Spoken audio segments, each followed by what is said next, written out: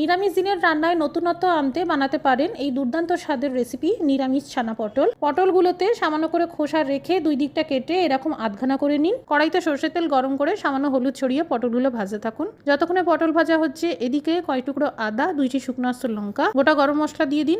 2টো বড় সাইজের টমেটোকে ডুমো করে কেটে দিয়ে দিন। কাজু বাদাম দিয়ে দিন।